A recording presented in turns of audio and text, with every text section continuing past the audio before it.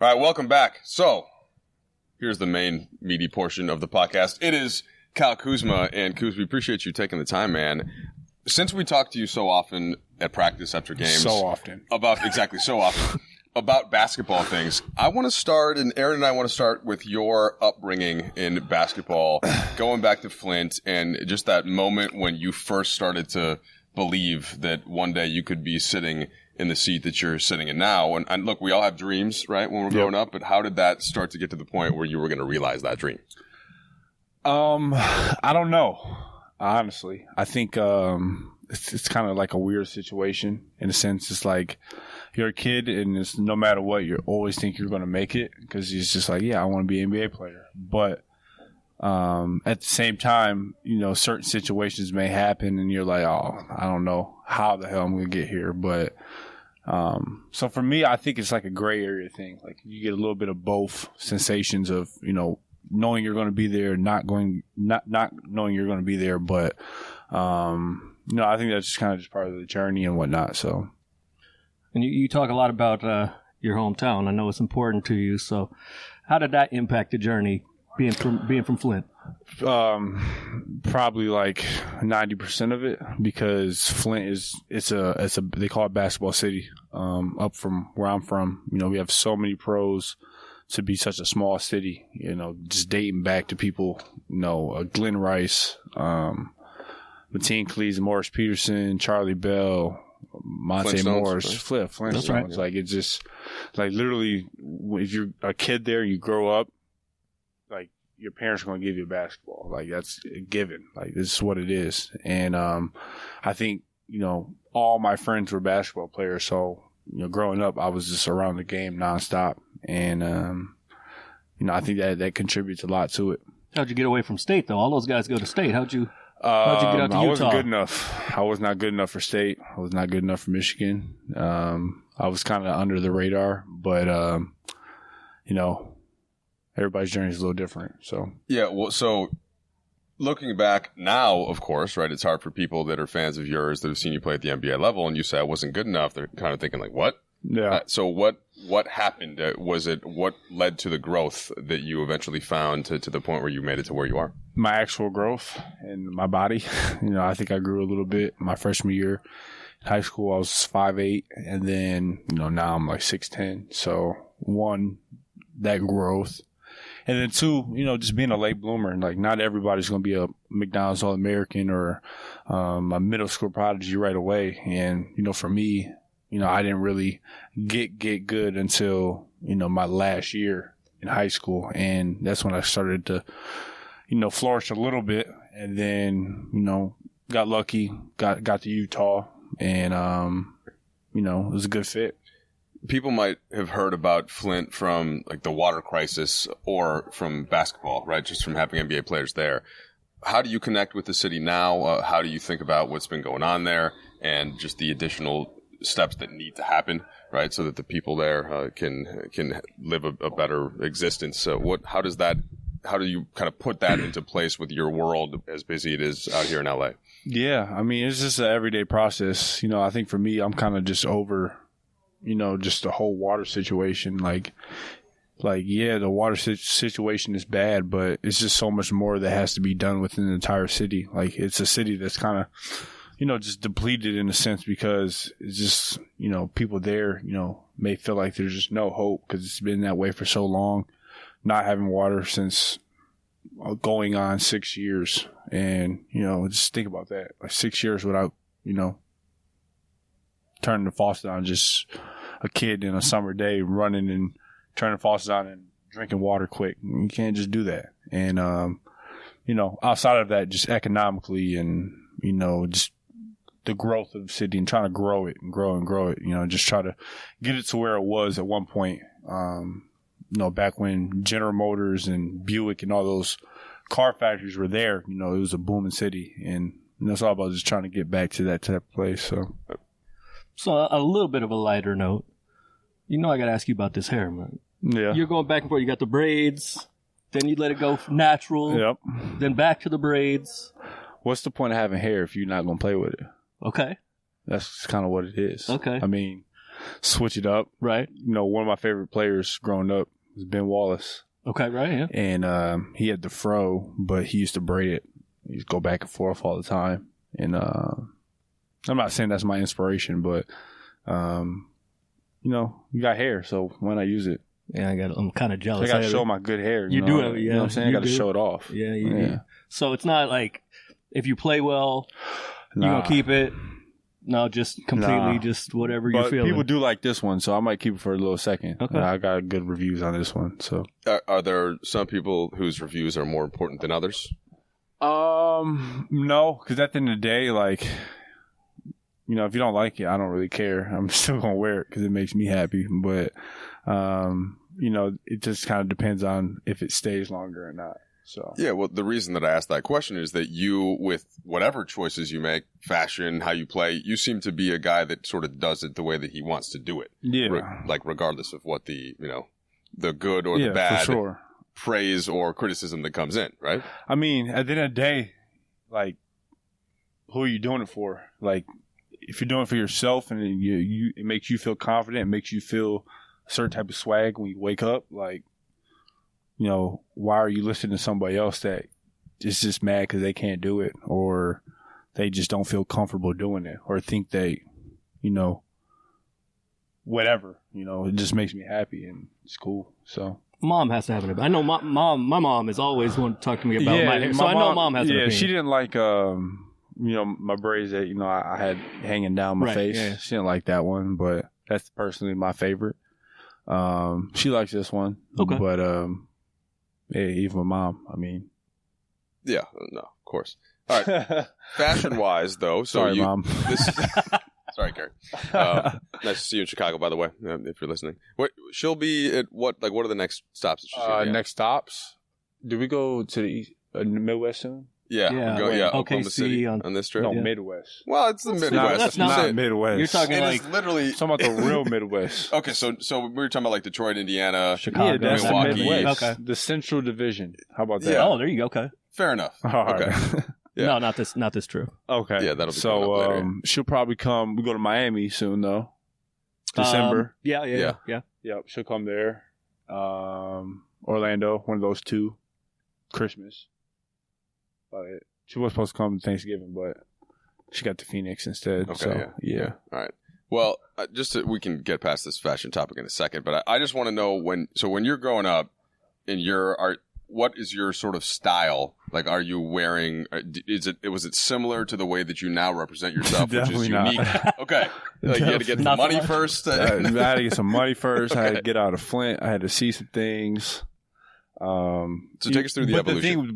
The evolution of Kuzma swag. Yeah. Oh yeah. I'm listening. I mean, I've always wanted to like look good, like dress nice. You know, even in college, like I would always, you know, have proper color coordinated matching fits on.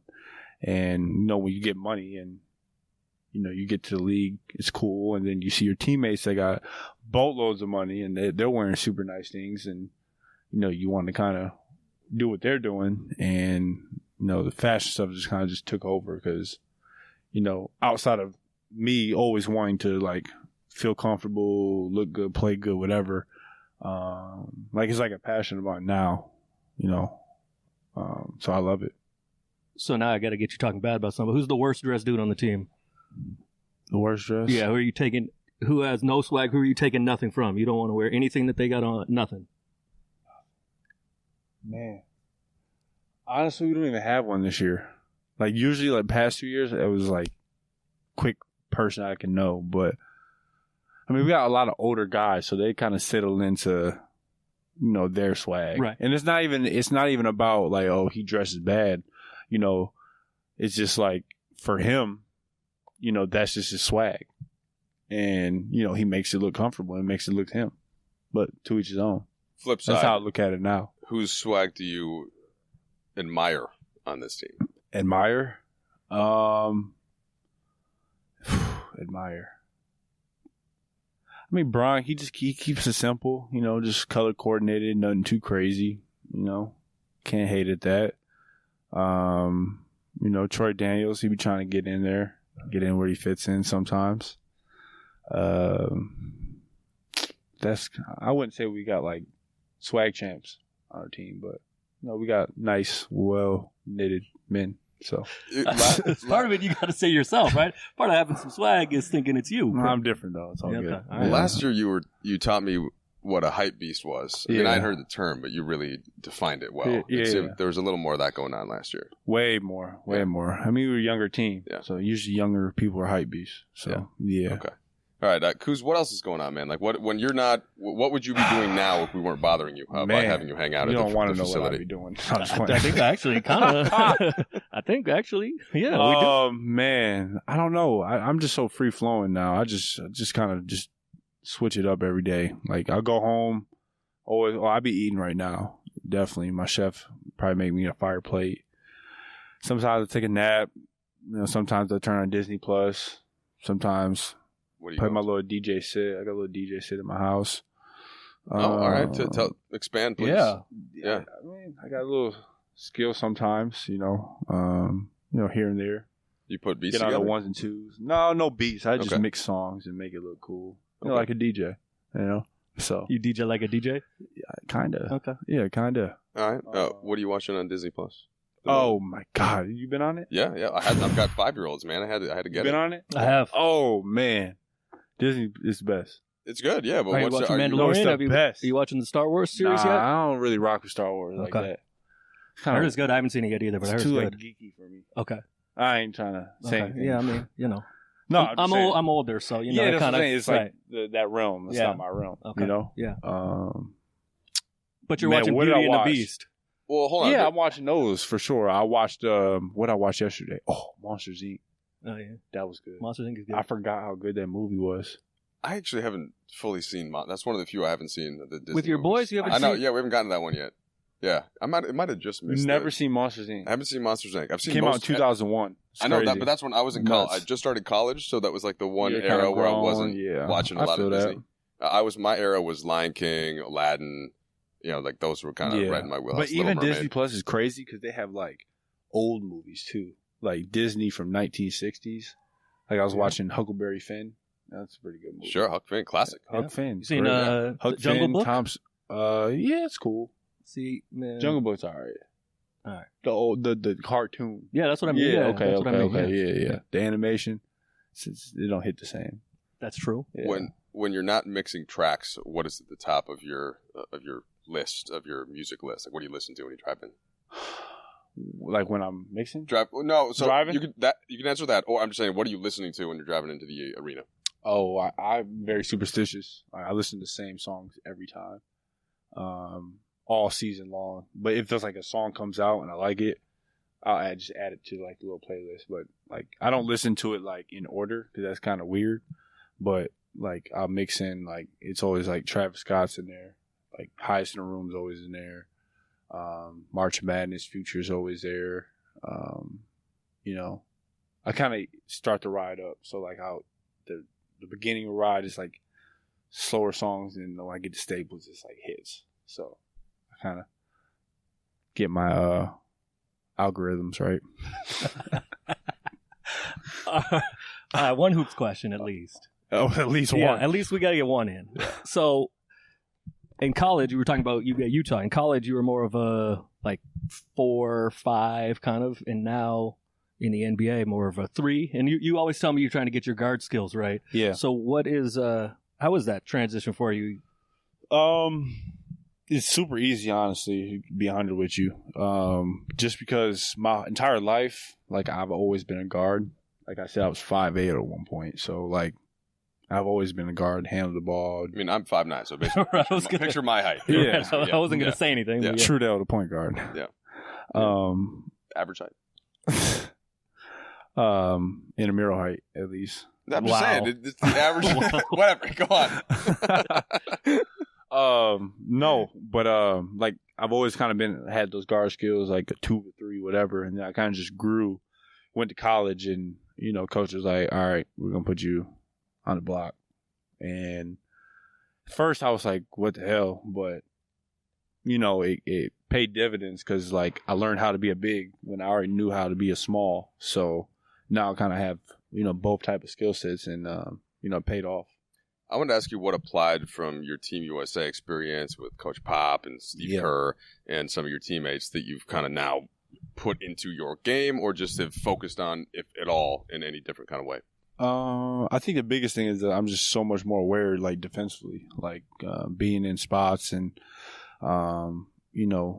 taking angles and just those little kind of nuances, learning from them. Because I think, especially in the FIBA game, having a good defense is super important because the games are shorter and it's less possession. So you kind of really, there's a big lead. Like, it's not like the NBA where you can just get it back in a quarter. And, just really honing in those defensive skills has really helped me this summer. So I'd probably say that. I mean, your defense has been better. Yeah, this year. No, the numbers say it. The eye test says it. So that you for sure. say that's part of it's it. Progress, process. I suppose it would also help just to have some additional veteran teammates that are good defenders. So there's the AD, the Danny Greens, the Jared Dudleys. Yeah, 100%. Especially just being around them, seeing them every day. Actually watching good defenders. It's one thing to play on a team where I think for most of the time we were kind of a bad defensive team my first 2 years. And, just seeing vets, how they carry themselves and really take that approach. It's refreshing, but it's also like very knowledgeable to watch.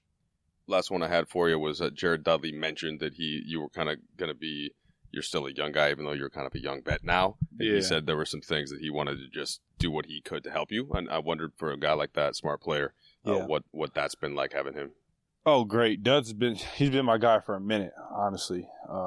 Even before I was in the NBA, not like a, hey, how you doing? But, we had a couple summers together where he used to work out at Impact Academy in Vegas. And I used to go there in the summer and work out with one of my friends, and we would go up there. This is when I was in college, like freshman, sophomore. And, playing with those pros up there kind of really, unlocked my confidence. Going in from my freshman year playing 5 minutes a game, and then eventually I got better and better. But going there my first summer, and he was there, and just seeing the type of pro he was, the way he talked, and even back then, we were talking, didn't even know me. And, so I've always, had a high respect level for him, and especially now, him being my teammate, it's just hands-on. Like, I see him every day. He's always talking to me.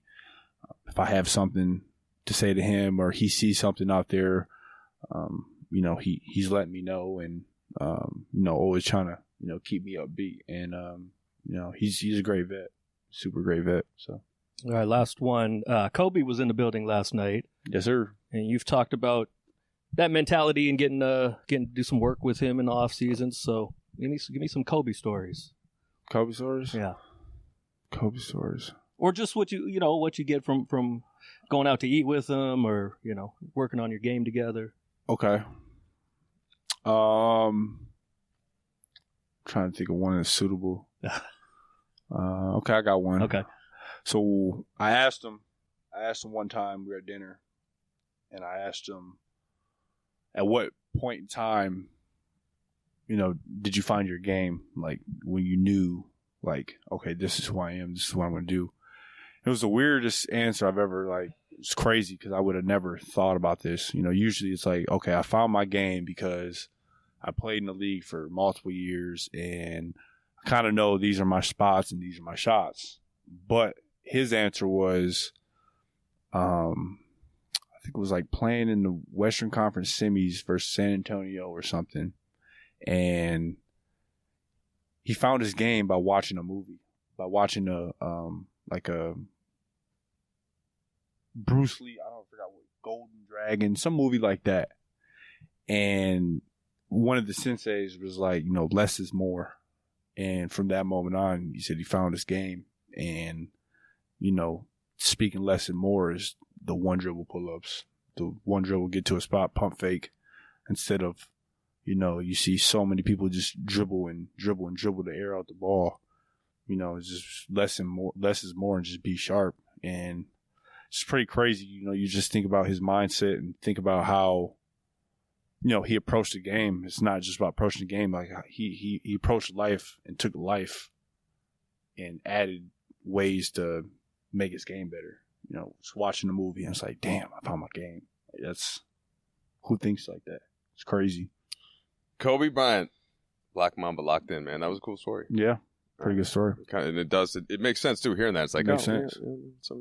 All right, well, Kuz, look, it sounds like you got to go back and either plan your swag for the next outfit or get in the DJ booth. So yeah, I'm probably gonna get in my bed. That's what I'm about to do right now. Yeah, man, go get some rest. Right, you've been working hard. We appreciate it. It's always good to talk to you, Kuz. Good luck with everything the rest of the year. All right, no problem. Appreciate you. The one and only Kyle Kuzma, folks.